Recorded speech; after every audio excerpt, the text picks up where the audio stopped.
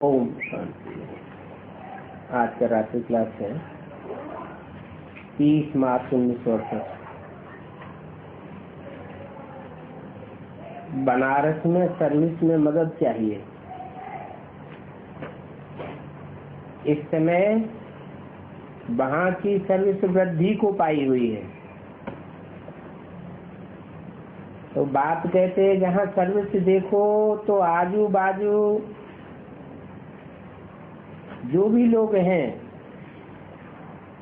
उनको सर्विस में मदद करनी चाहिए। वहाँ सर्विस अच्छी होती है। बाबा का सदैव ख्याल रहता था। वहाँ से ही विद्वान आदि पढ़ कर के निकलते हैं। कलकत्ते वालों को भी लिखा है शांति निकेतन बहुत अच्छा है। उस तरफ कोई म्यूजियम खुल जाए, तुम्हारा नाम अभी अच्छा होता है।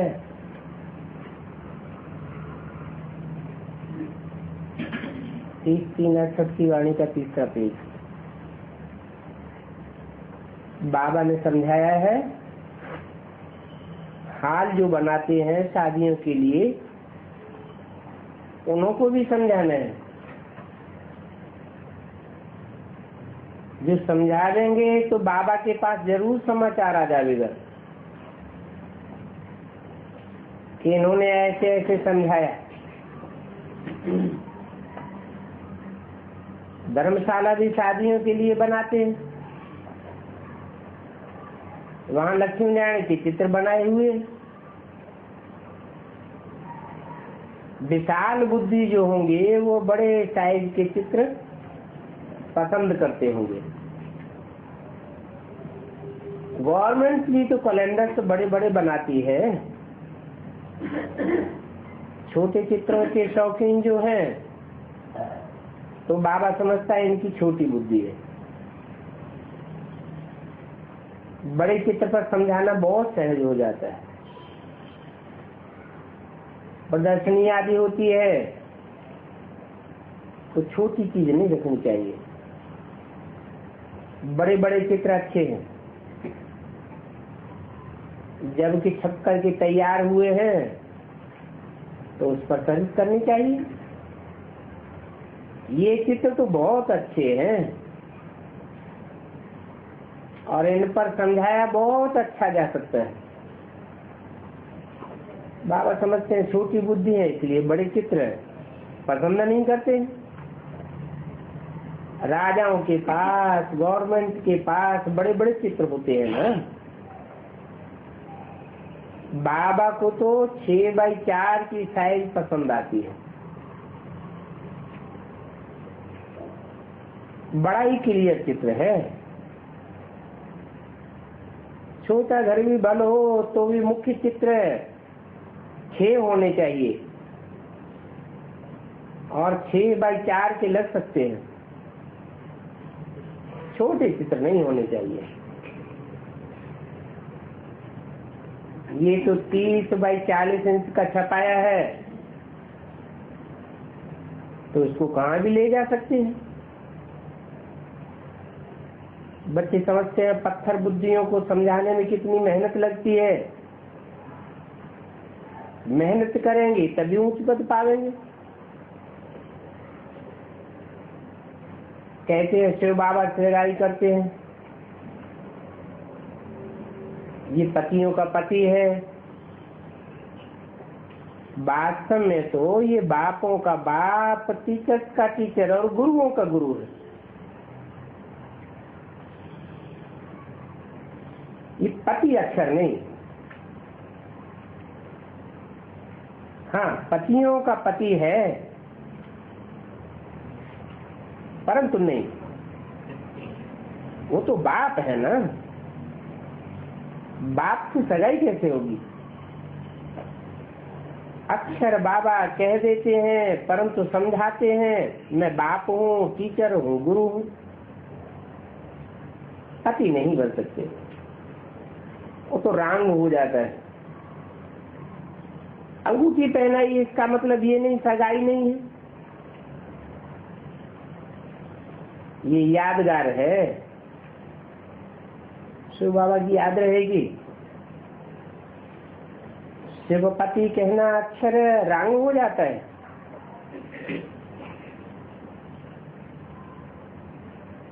क्यों रंग हो जाता है? क्योंकि शिव बिंदु का नाम है और बिंदु तो निराकार है। ये लिंग तो यादगार है निराकारी स्टेज की। ऐसे ऐसे अक्षर कहे नहीं जाते हैं। तो बाप को पति नहीं कहा जाता, गॉड फादर ही कहते हैं। गॉड हस्बैंड तो नहीं कहेंगे। तो ऐसे ऐसे अक्षर विचार करके बोलना चाहिए, कोई भी उल्टा अक्षर न निकले। भगवान क्या सिखलाते हैं, ऐसी ऐसी बातों को थोड़ा करेक्ट करो। मुख्य है ही 3 संबंध, बाप, टीचर और गुरु, और वो भी आत्माओं का बाप है। ये भाइयों बहनों का बाप बनते हैं।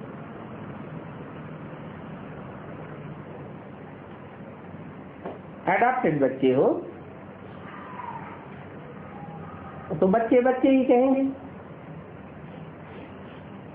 तो इनके लिए मत समझो। और डायरेक्शन भी वह देते हैं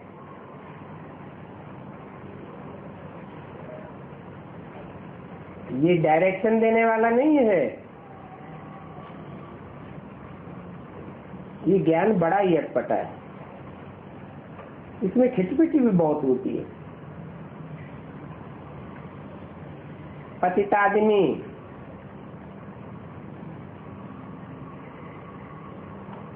कैसे हम भगवान हैं,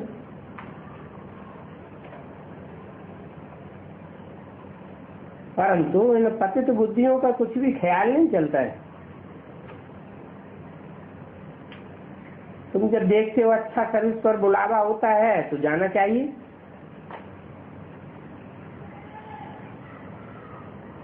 एक और 2 रोज में कोई नुकसान नहीं हो जाता है। दिल्ली से एक लिखत आई थी, उन्होंने लेटर अच्छा लिखा हुआ है, जहाँ म्यूजियम है वहां के लिए लिखा है। ऐसी ऐसी इन्वेंशन कार्ड भेजना अच्छा है। बाप आते ही हैं पढ़ाने के लिए, तुम कहेंगे हम पढ़ते हैं, और भगवान वो आते हैं मैं तुमको पढ़ाता हूँ, राजाओं को राजा बनाता हूँ। तो ये पढ़ाई ठहरी ना। सिंगल ताज वाले डबल ताज वाले को माथा टेकते हैं। तो देखो बाप ही आकर के राजाओं का राजा बनाते हैं। ऐसी ऐसी बातें बड़ी युक्ति से लिखनी चाहिए। भगवान वो आते हैं, कहते हैं बच्चों मैं तुमको राजाओं का राजा बनाता हूँ। ये भी टॉपिक है। राजाओं के राजा देवी देवता ही ठहरे। ऐसे ऐसे विचार सागर मंथन कर तुम्हारा अमृत बेला होगा। उस समय टाइम बहुत शुद्ध होता है। रात को तो खराब वायुमंडल होता है। तो सदैव सवेरे उठकर विचार सागर मंथन करना चाहिए। 10 बजे सोना, 4 बजे उठना, इतनी नींद काफी है। इससे जागती नींद नहीं करनी चाहिए। खास करके भाषण करने वालों को तो जरूर विचार सागर मंथन करना चाहिए। मंथन करके फिर लिखना चाहिए, फिर उसे देखना भी चाहिए। अभ्यास बढ़ता जाता है तो फिर वो पक्का हो जाता है। बच्चों को सर्विस को बहुत ख्याल आना चाहिए। सर्विस तो बहुत बहुत कर सकते हैं, घाट पर भी जा सकते हैं। बोलो, पानी से पाप नाश होते हैं क्या? पानी से शरीर साफ होगा, आत्मा कैसे साफ होगी? आत्मा निर्लेप तो नहीं हो सकती। सुख दुख आत्मा को ही सहन करना पड़ता है। पाप पुण्य का लेप छेप तो आत्मा को ही लगेगा। ये बातें समझाने की फुर्सत होनी चाहिए। मंदिरों में भी जा सकते हैं, पंडे के घर में जाकर के रहेंगे तो उतना खर्चा नहीं लगता है। धर्मशालाएं भी बहुत है। अच्छा, मीठी मीठी सिकिल दे, रूहानी बच्चों प्रति रूहानी, बाप व दादा का याद कर, गुड मॉर्निंग। रूहानी बच्चों को रूहानी बाप का नमस्ते। परंतु ये नमस्ते किसने की? गुड नाइट किसने की? सोचो तो सही। ये बड़ी गुही राज की बातें हैं।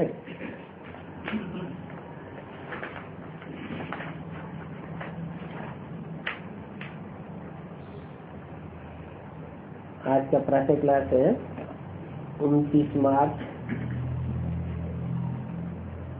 68। अपन को आत्मा समझ परमपिता परमात्मा के साथ योग लगाने से कहेंगे योगी। वो ही सच्चा योगी है, क्योंकि बाप तो सत्य है ना। सत्य अविनाशी होता है।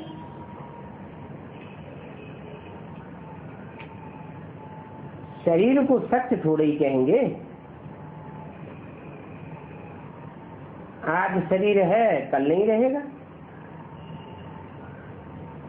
तो तुम्हारा बुद्धि योग सदैव सत्य के साथ रहना चाहिए। और वो सच्चा बाप जो कुछ समझाते हैं सत्य ही समझाते हैं। योगी और उनके मुकाबले भोगी। योगी भी अनेक प्रकार के होते हैं, भोगी भी अनेक प्रकार के होते हैं। परंतु तुम्हारा योग तो एक ही प्रकार का है।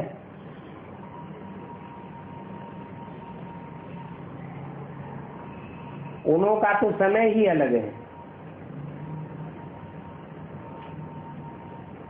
तुम्हारा संगम युग समय है, तुम्हारा समय अलग है। तुम पुरुषोत्तम संगम युग के हो, तुम्हारा योग ही पुरुषोत्तम संगम युग योग है। और तो किसी को भी संगम युग का पता ही नहीं है।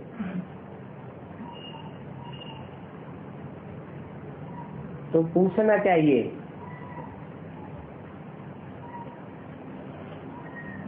कि पावन योगी हो या पतित भोगी हो।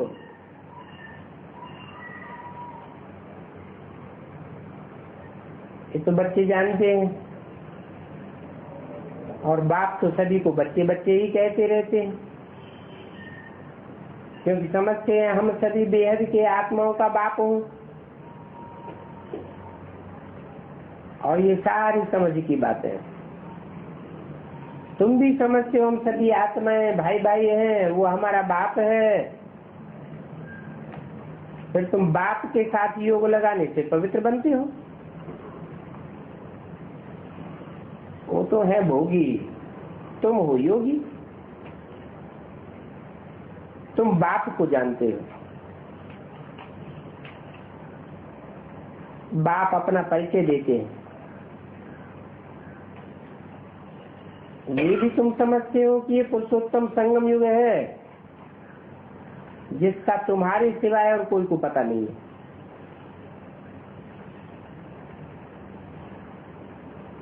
इसका नाम है पुरुषोत्तम संगम युग। इसलिए पुरुषोत्तम अक्षर कभी भी भूलना नहीं चाहिए। पुरुषोत्तम बनने का ये पुरुषोत्तम युग है। और पुरुषोत्तम कहा जाता है ऊंच से ऊंच पवित्र मनुष्य को।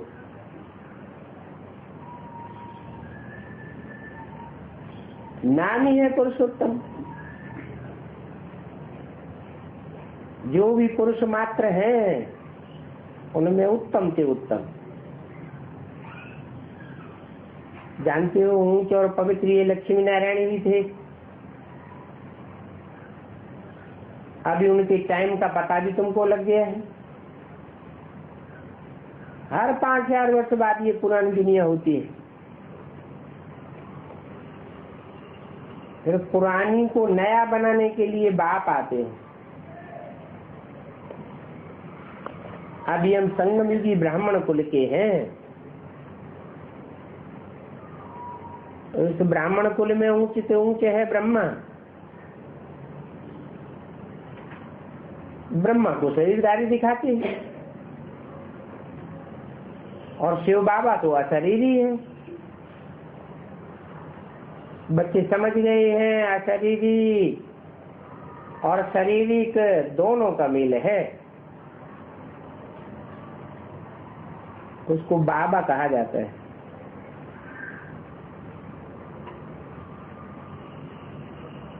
ये वंडरफुल रखे हैं और शास्त्रों में इनका गायन भी है। यादगार मंदिर भी बनाते हैं। कोई किस रीति कोई किस रीति रथ को श्रृंगारते हैं। ये भी बाप ने बताया है बहुत जन्मों के अंत के भी अंत में प्रवेश करता हूँ। बहुत में बहुत जन्म कितने होते हैं? 84। तो 84 जन्मों के अंत और उसके भी अंत में अर्थात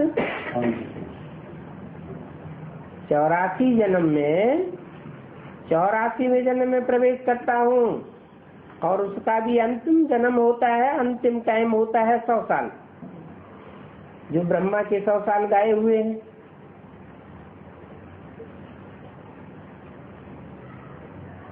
प्रवेश करता हूँ कितना क्लियर समझाता हूँ। पहले पहले तो भगवान वाक्य ही कहना पड़े।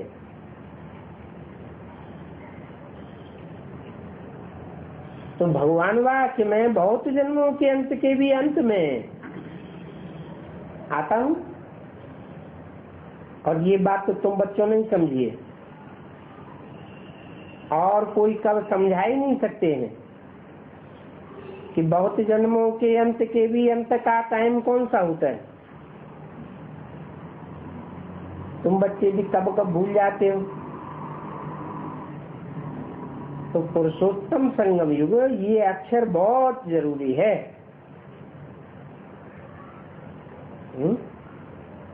कौन सा टाइम हुआ है? 76 से पता चलता है कि जो भी पुरुष मात्र हैं उनमें उत्तम से उत्तम पाठधारी कौन है।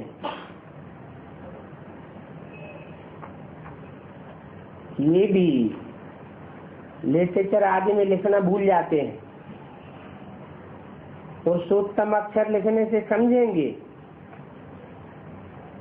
कि ये पुरुषोत्तम संगम युग ही कल्याणकारी युग है।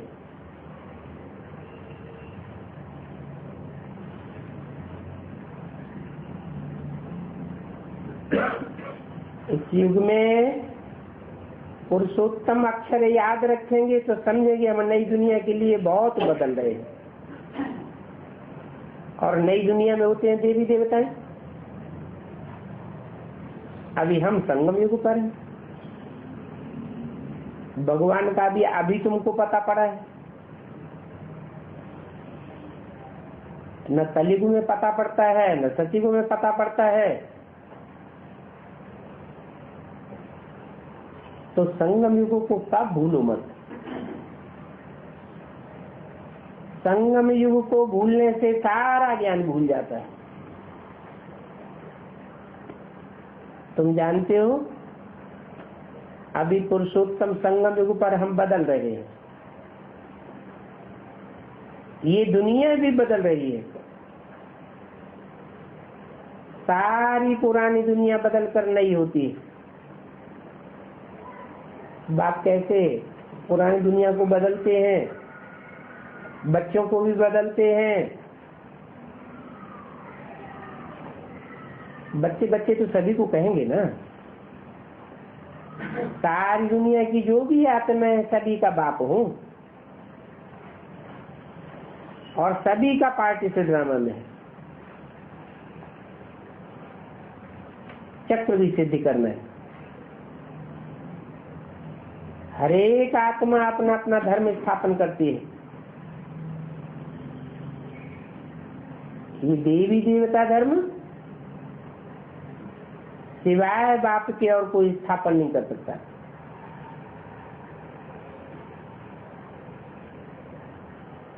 ये देवता धर्म कोई ब्रह्मा स्थापन नहीं करते हैं, ब्रह्मा द्वारा स्थापना होती है। नई दुनिया में देवी देवता धर्म कहेंगे। इसे पुरानी दुनिया में तो मनुष्य ही मनुष्य है।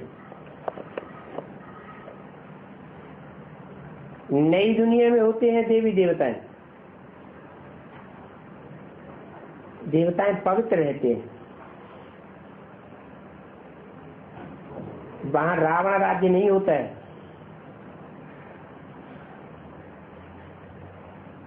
बाप आकर के तुम बच्चों को रावण राज्य पर जीत पहनाते हैं।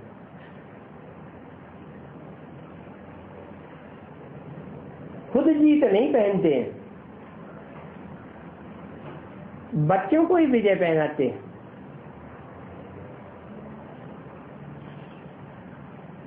रावण पर विजय पहनने से राम राज्य हो जाता है। राम राज्य नई दुनिया को, रावण राज्य पुरानी दुनिया को कहा जाता है। पुरानी दुनिया और नई दुनिया को तुम बच्चे जानते हो।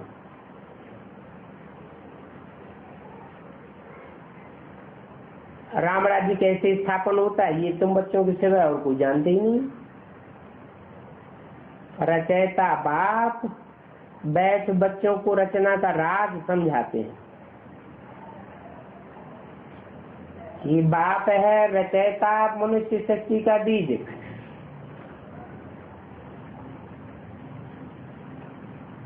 और बीज को ही कहा जाता है वृक्षपति।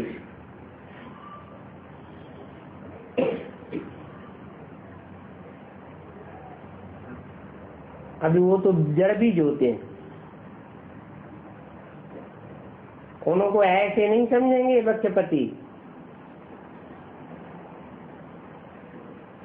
अभी तुम समझते हो कि बीज तो जैसे वृक्ष का पति होता है,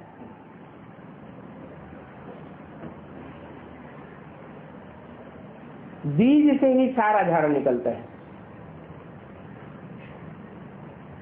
वो तो होते हैं जड़ झाड़, जड़ बीज, और ये तो फिर है चैतन्य बीज। और चैतन्य मनुष्य शक्ति का झाड़ है। इस बीज को कहते हैं सत्य चित्त आनंद स्वरूप। मनुष्य शक्ति का बीज रूप ये चैतन्य है, उनकी महिमा की जाती है। चैतन्य है इसलिए उनमें सारा ज्ञान है। जड़ बीज में कोई ज्ञान थोड़ा ही होता है। ये मनुष्य सृष्टि रूपी झाड़ बड़ा है। ये सारे विश्व का कितना बड़ा झाड़ है और कितनी बड़ी विश्व है।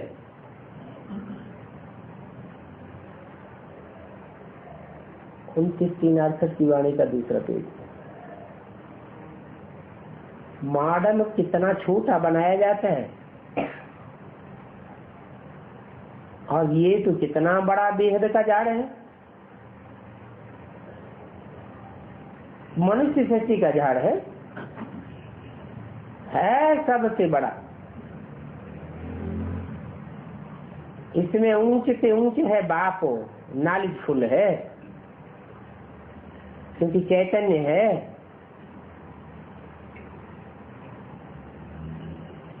उन झाड़ों का नॉलेज तो बहुतों का होता है,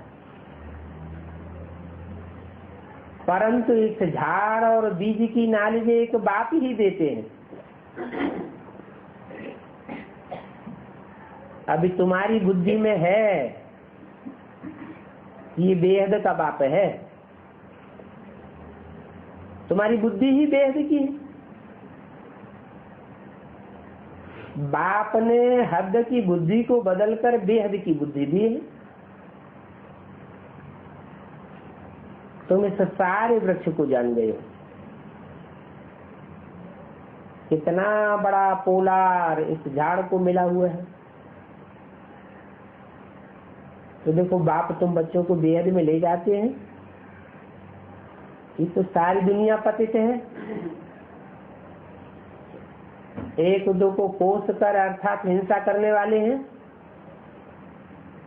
सारी सच्ची हिंसक बनी हुई है। परंतु तुम बच्चों को अभी ज्ञान मिला हुआ है और सभी धर्म होते हैं हिंसक। अहिंसक सिर्फ एक ही धर्म होता है नई दुनिया में।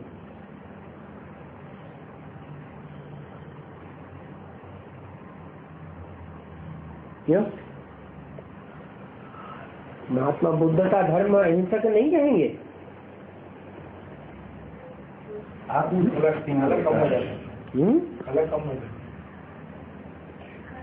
जैन धर्म वाले भी कहते हैं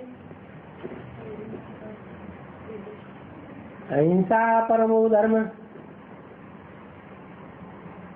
परंतु वो सब देह के धर्म है और देह तो विनाशी है। तो जो है ही विनाशी उनसे अविनाशी कैसे होगा? देवी देवता सनातन धर्म 5000 वर्ष पुराना है और ऑलराउंड पार्ट बजाता है। दूसरा कोई भी धर्म ऑलराउंड पार्ट ही नहीं बजाता।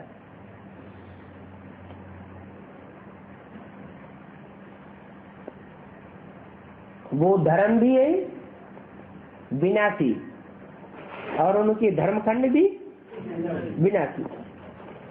ये धर्म ही अविनाशी है और इसका धर्मखंड भी अविनाशी है।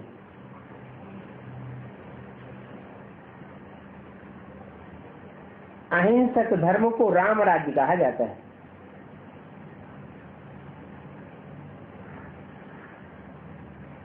पहले नया झाड़ बहुत छोटा होता है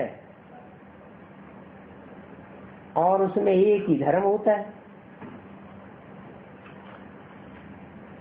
पहले छोर में एक धर्म है,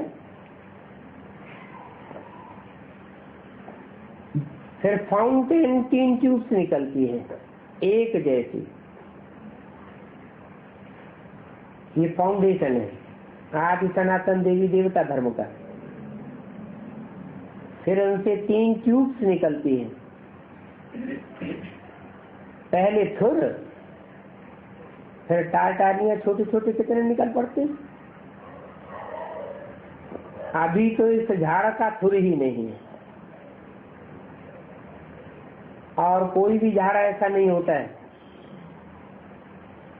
इसलिए इससे मनुष्य सत्य रूपी झाड़ का मिसाल बड़ के झाड़ से एक्यूरेट दिया जाता है। बड़ का झाड़ बिगर बिना थुर के बड़ी, बाकी सारा झाड़ खड़ा हुआ है, थुर है ही नहीं।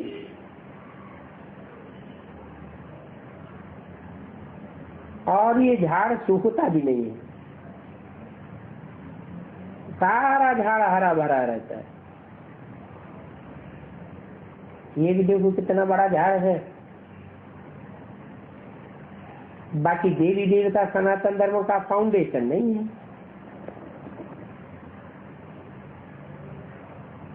परंतु थुर होगा तो ना। राम राज्य अर्थात देवी देवता इस थुर में ही आ जाता है। बाप ने समझाया हम कैसे तीन धर्म स्थापन करते हैं। ये बातें तुम संगम युगी ब्राह्मण ही समझते हो। कौन से 3 धर्म स्थापन करते हैं? और जो फेल होते हैं वो क्षत्रिय। तुम ब्राह्मणों का ये है छोटा सा कुल, फिर छोटे छोटे मठ पंथ कितने निकलते रहते हैं। अब देखो ये अरविंदो आश्रम है, कितना जल्दी जल्दी वृद्धि को पाया है, क्योंकि उसमें विकार के लिए कोई मना ही नहीं करते हैं। यहाँ तो बाप कहते हैं काम महाशत्रु है, उन पर जीत पानी है।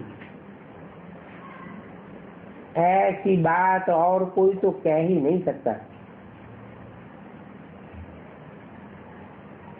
कोई धर्म में कोई धर्म पिता ने ऐसे नहीं कहा,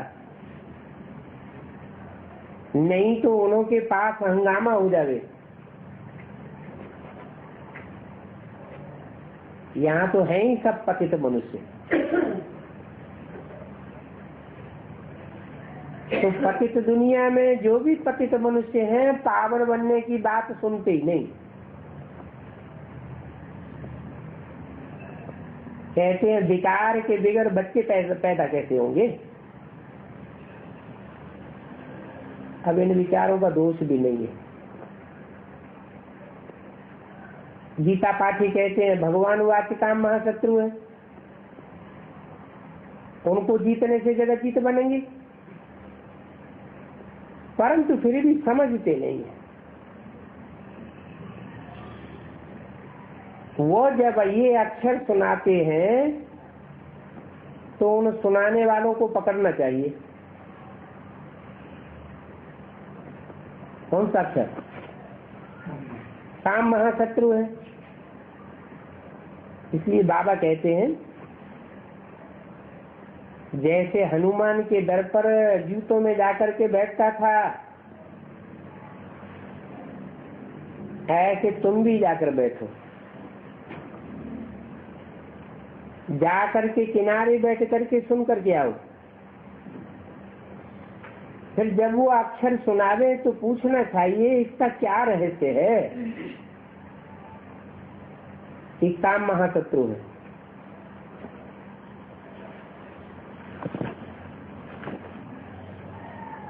ये दुनिया तो काम के बगैर चलती नहीं। अगर काम महाशत्रु हो जाएगा तो दुनिया फिर कैसे चलेगी, सो तो बताओ।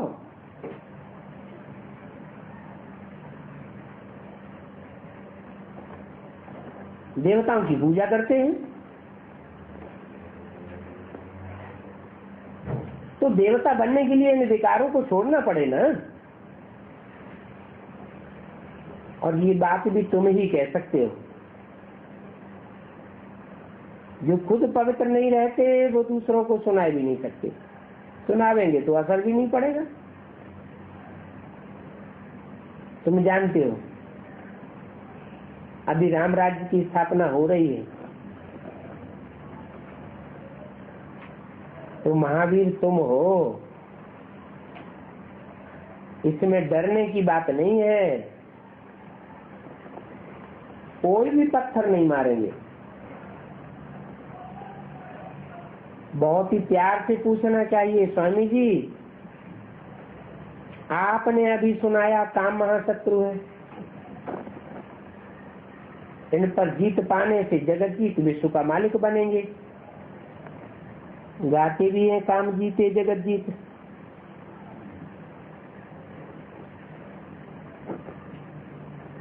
फिर आप तो ये बातें बताते नहीं कि पवित्र कैसे बने।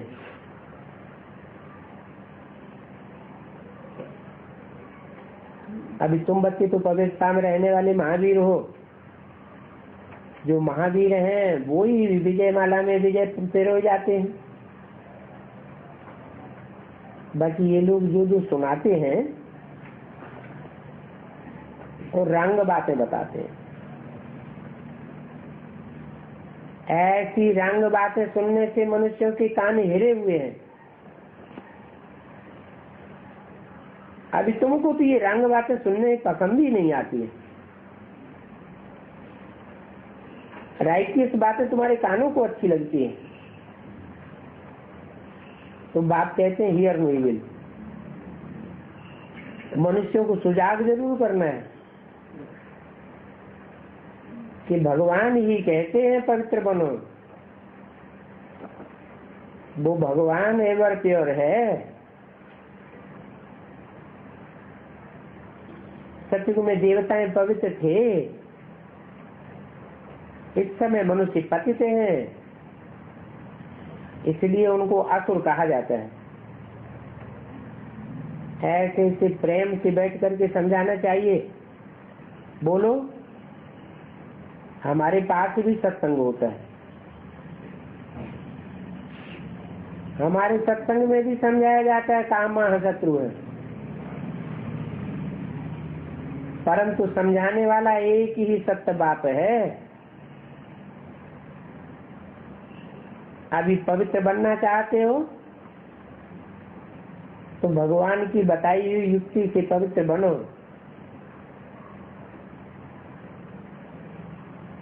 महावीर के लिए दिखाया जाता है कि रावण भी उनको हिला ही नहीं सका, उनके पांव को डुला ही नहीं सका, परंतु उनका अर्थ भी कोई समझते नहीं। वो समझते हैं कोई स्थूल पांव नहीं दिखाई सका। ये मनुष्य रामायण कितना पढ़ते हैं, परंतु इस रामायण में तो बहुत ग्लानि है। राम की सीता चुराई गई, कृष्ण के लिए कहते हैं खुद रानियों को चुराया। ये सभी ग्लानि की बातें लिखी हैं। बाप समझाते हैं कि कितनी ग्लानि की है। तब ही कहते हैं यदा यदा ही धर्मस्य, भारत का ही नाम आता है और बाप आते भी भारत में। ये भारत बहुत ही भरतू खंड था। भारत हर बात में भरतू था। धन दौलत पवित्रता सुख शांति जितनी भारत में थी उतनी और कोई खंड में नहीं होती है। भारत सभी से भरतू था। 29:368 की वाणी का तीसरा पेज। अभी वही भारत देखो दुखों से भरपूर है। ऐसे क्यों हुआ है? अपवित्रता के कारण ऐसा हुआ। ऐसी अपवित्रता कहाँ से आई? लेते लेते जन्म तो लिए, सत्य त्रेता में भी जन्म लिए, परंतु वहां तो अपवित्रता नहीं थी। हाँ, ये जो विधर्मी आत्माएं आई, इनके संग के रंग में आते आते हमारा क्या हाल हो गया। इसलिए पुकारते हैं, हे दुखहर्ता, हे सुख करता। तुम भी कितनी खुशी से बाप से पढ़ते हो। ऐसा कौन होगा जो बेहद के बाप से सुख का वर्षा न लेता हो। तो पहले पहले तो अलग पर समझाना चाहिए।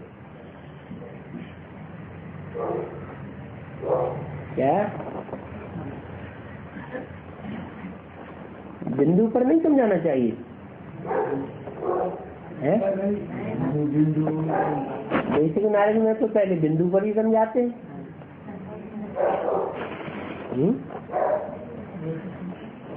हम आत्मा ज्योति बिंदु, हमारा बाप परम पिता परमात्मा ज्योति बिंदु।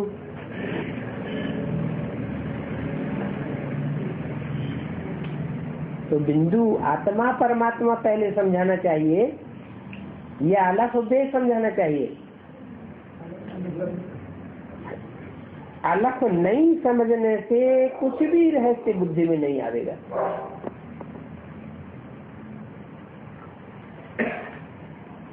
अलग को खड़ा डंडा कहा जाता है?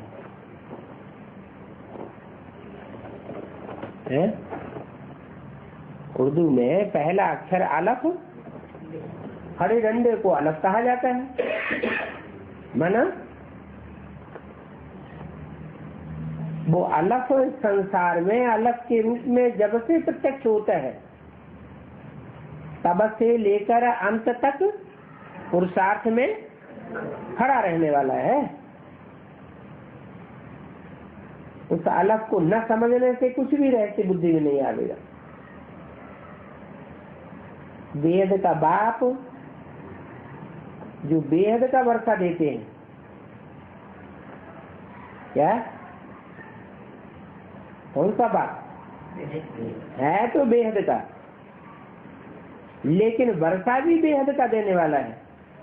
अखंड सुख शांति का वर्षा देने वाला है। तो पहले तो उस बाप को जानना चाहिए।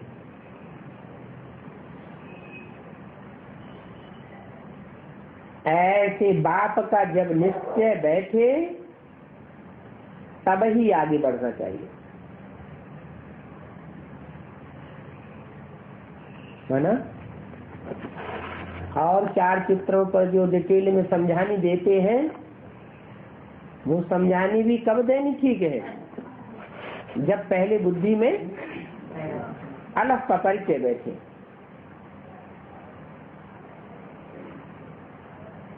बच्चों को बाप से कुछ भी प्रश्न पूछने की दरकार तो नहीं है।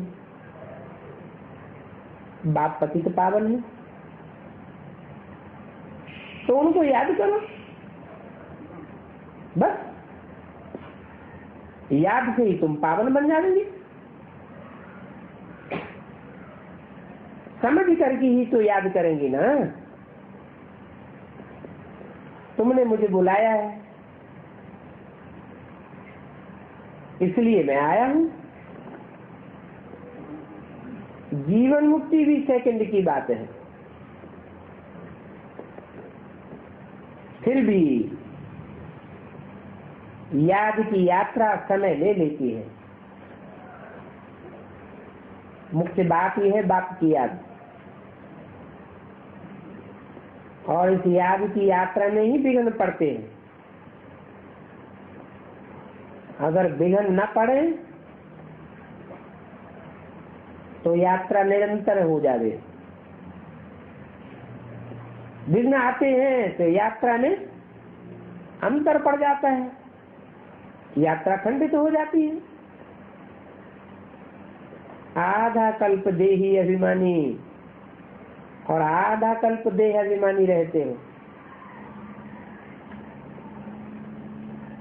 तो अभी इसे एक जन्म में देही अभिमानी बनने में कितनी मेहनत लगती है।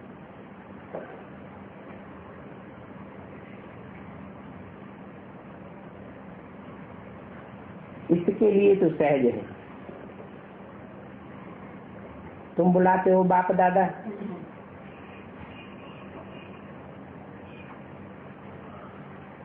ये भी समझाते हैं कि बाप की सवारी हमारे सिर पर है।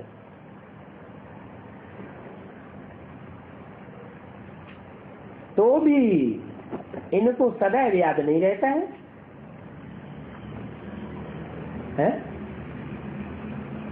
इनके सिर पर बाप की सवारी है तो भी इनको सदैव याद क्यों नहीं रहता है?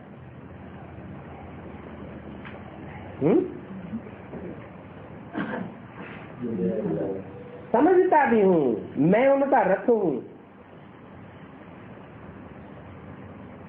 शिव बाबा इस रथ पर विराजमान है।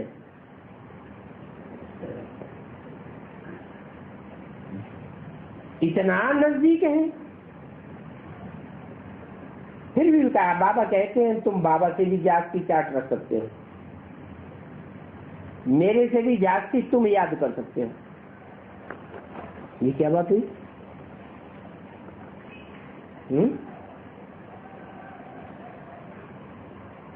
इनको जागती क्यों नहीं याद पड़ता?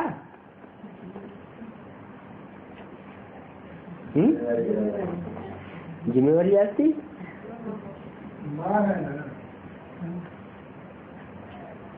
ये खुद कहते हैं मेरे सिर पर तो विराजमान ही है, इकट्ठे हैं, तो भी ये आ जाता है। समझाने वाला तो मैं ही हूं।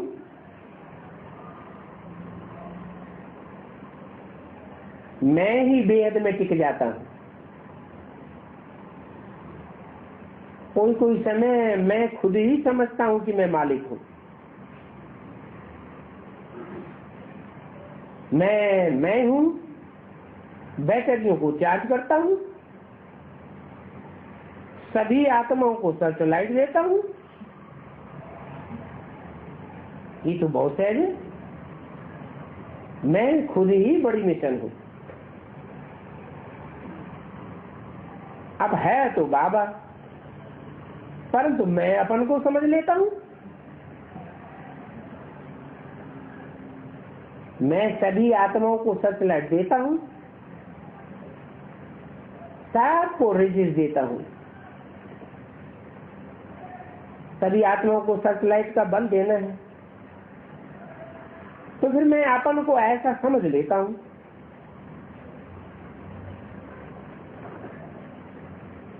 इसके होते भी बाबा फिर कह देते हैं तुम बाप के साथ योग में रहने का पुरुषार्थ करते हो और मैं घड़ी घड़ी मालिक बन जाता हूं।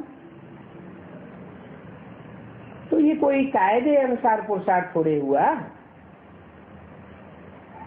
मैं याद कहां करता हूं?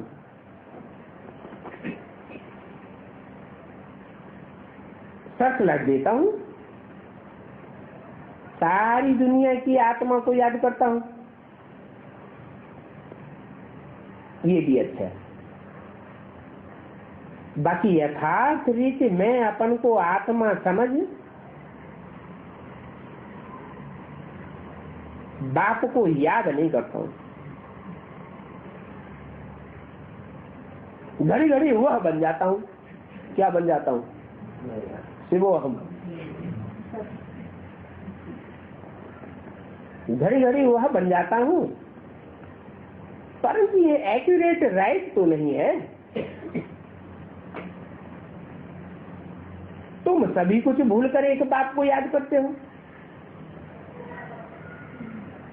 मैं सब कुछ भूल कर एक बाप को याद नहीं कर पाता हूं।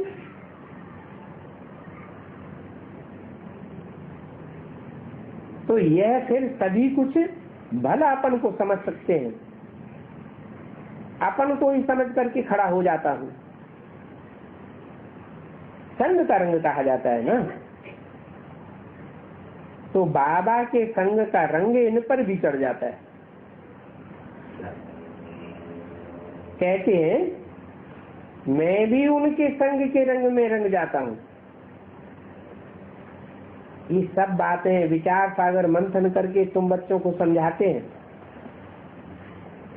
सारी दुनिया की आत्माओं को सर्च लाइट देता हूं, ताकत देता हूं, ऐसा हो जाता है।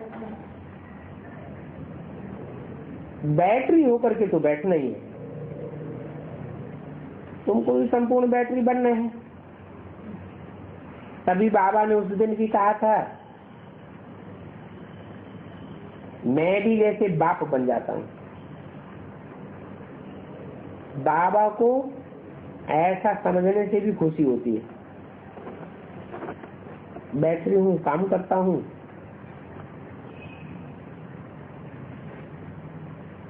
गुरु से सीख जाता हूं, बाबा को मजा आता है।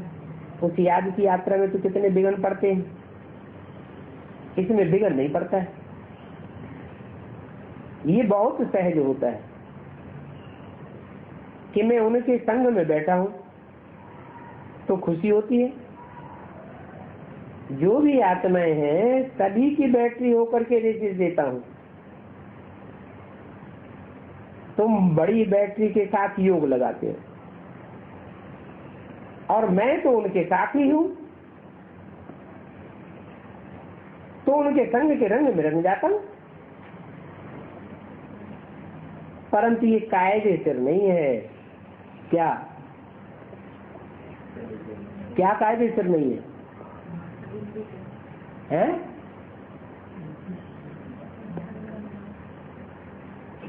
है संग का रंग है। बिंदी आत्मा का बिंदी के साथ लगता है कि जब बिंदी साकार में आती है तब संग का रंग लगता है। जब तक बिंदु बाप साकार में ना आवे तब तक संग का रंग भी कैसे लगा दे। तो बोला ये हमारी याद कायदे सिर नहीं है। ये भी समझ लिया। बाप कहते हैं सिर्फ मुझे याद करो, सिर्फ मुझे याद करो, मैं फिर बैटरी बन जाता हूं। फिर भी दुनिया को तो भूल जाता हूं ना।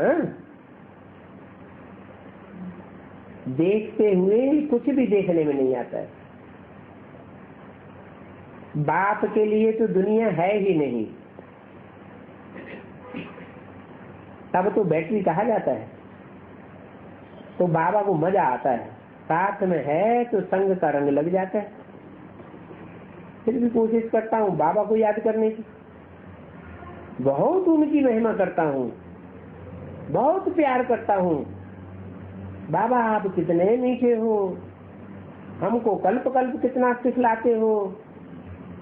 फिर आधा कल्प हम आपको याद भी नहीं करता हूँ। अभी तो बहुत याद करता हूँ।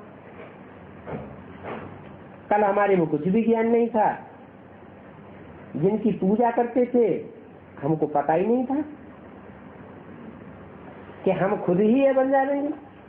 अभी बन डर लगता है। योगी बनने से फिर देवी देवता बन जाएंगे। मेरे ये सभी बच्चे हैं, बहुत ही प्यार से संभालते हैं, पालना करते हैं। ये भी हमारे समान नर से नारायण बन जावे।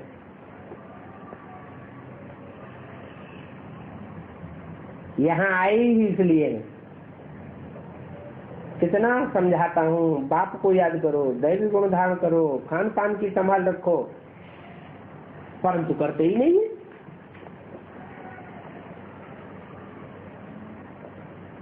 तो समझता हूँ अर्जुन अभी समय पड़ा है। 29:3 की वाणी का चौथा पेज। कुछ न कुछ भूलें होती रहती हैं, छोटी या बड़ी। प्यार से समझाता हूँ भूले नहीं करो, इसको दुख न दो, भूल करते हो तो गोया दुख देते हो। बाप तो को कभी दुख नहीं देते हैं, वो तो सिर्फ डायरेक्शन ही देते हैं, माने कम याद करो तो तुम्हारे विकल्प विनाश हो जाएंगे, बहुत मीठा बन जाएंगे। ऐसा लक्ष्मी नारायण जैसा मीठा बनना है, दैवी धारण करना है, पवित्र बनो। अपवित्र को आने का यहाँ हुक्म ही नहीं है, परंतु कब कब आने देते हैं। वो भी अभी क्या अपवित्र को यहाँ आने का अलाउ कब तक करते हैं?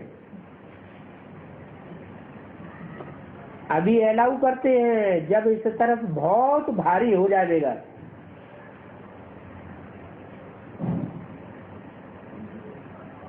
जब इस तरफ बहुत भारी हो जाएगा, वृद्धि हो जाएगी, तो ना कर देंगे, कहेंगे ये टावर ऑफ प्योरिटी है,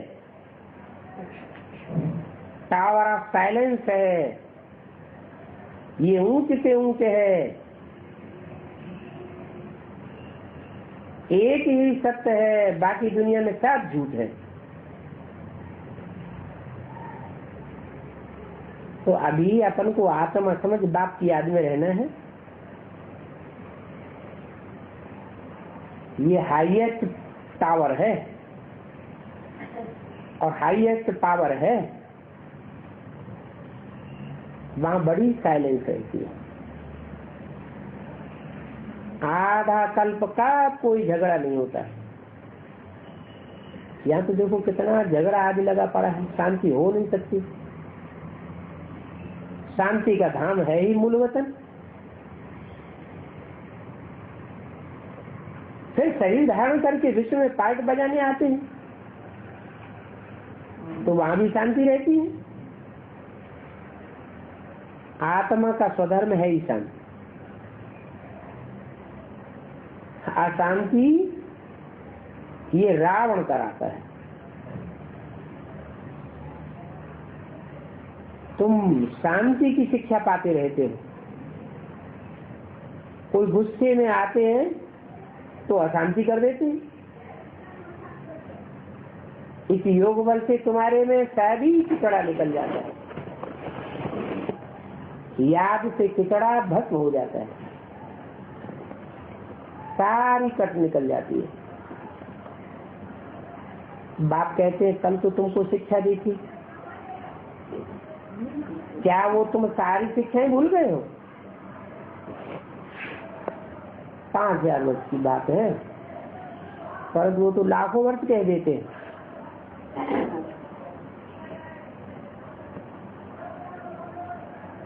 99% झूठ ही झूठ है, इसलिए कहा जाता है झूठी माया, झूठी काया, झूठा सब संसार। नई दुनिया में तो झूठ का नाम निशान नहीं होता है। अभी तुमको झूठ और सत्य का फर्क का पता चल गया। तुमको बाप ही आकर के बतलाते हैं क्या सत्य है क्या झूठ है, ज्ञान क्या है, भक्ति क्या है, भ्रष्टाचारी किसको कहा जाता है, शिष्टाचारी किसको कहा जाता है। भ्रष्टाचारी विकार से पैदा होते हैं, और वहां नई दुनिया में विकार होता ही नहीं है। तुम खुद कहते हो संपूर्ण निर्विकारी, वहां रावण राजी नहीं होता। तो ये सहज समझने की बातें हैं, परंतु फिर क्या करना चाहिए? और पवित्र तो जरूर बनना है, वैश्यालय में वैश्या नहीं बनना चाहिए। इस वैश्यालय में, विषय सागर में गोते खाते खाते क्या हाल हो गया है। इसलिए बाबा पर्चे छपवाए हैं,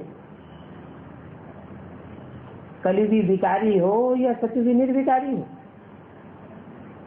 परंतु बंदर इन बातों को समझ के सो रही। कोर्टों में कोई ही निकलेंगे जो इस कुल का होगा तो उनको ये बात जचेगी, ख्याल में आवेगा कि जाकर के इनका अर्थ समझो, थोड़ा टच होगा।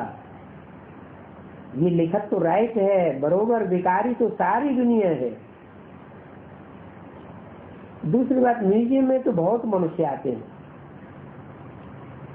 तो बहुतों को देख करके मनुष्य समझते हैं जरूर यहाँ कुछ है, तो इतनी भीड़ भाड़ होती है, ये कोई बड़ी संस्था है। ऐसे चित्र आदि तो कोई निकाल नहीं सकता, इसकी बुद्धि में बैठ ही नहीं, बैठेगा ही नहीं। विराट रूप का चित्र कितना अच्छा है, मनुष्य पुनर्जन्म तो जरूर लेते हैं,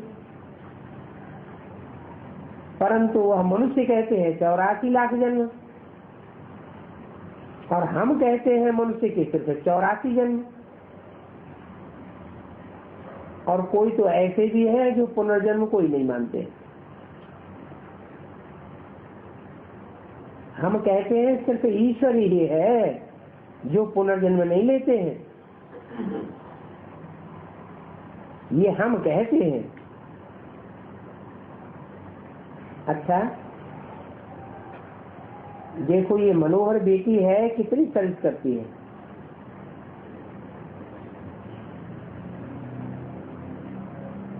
सर्विस के लिए जैसे हैरान रहती है, चारों तरफ भागती दौड़ती रहती है, ऐसे कोई सर्विसफुल कहा जाता है। शिव बाबा और यह बाबा भी कहते हैं, ऐसे सर्विसफुल बच्चे मुझे बहुत प्यारे लगते हैं। जो सर्विस नहीं करते हैं तो जरूर जिस सर्विस में ही समय गंवाते होंगे। सर्विस का बड़ा शौक होना चाहिए, इसका कल्याण करने के लिए रास्ता बताना चाहिए। बाबा जानते हैं इनको सर्विस तो बगैर सुख नहीं मिलेगा। बाप का अंदर का प्यार रहता है, अंदर के प्यार की और बाहर के प्यार की बाबा के पास बहुत युक्ति है। अच्छी सर्विस करने वाले पर आत्मा कुर्बान जाती है। प्रदर्शनी में तुम कितना समझाते हो, बड़े बड़े ऑफिसर्स आते हैं, उस समय कहेंगे ये बहुत अच्छा नॉलेज है, ये नॉलेज तो सभी को मिलना चाहिए, परंतु खुद नहीं लेंगे।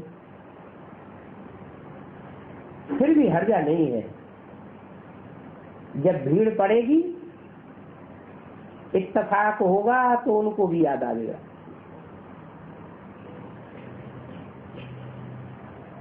जब मकान में जाने का समय आता है तो वैराग आता है ना। तुम्हारे लिए तो उस वैराग की बात ही नहीं है। तुम तो कहते हैं हम पढ़ते हैं जिससे ऊंच पद मिलता है ड्रामा अनुसार, सत्युग में तुमको बहुत सुख है, वहां ऐसी कोई बात होती नहीं है। तो वहां तुम एवर हेल्दी बन जाते हो,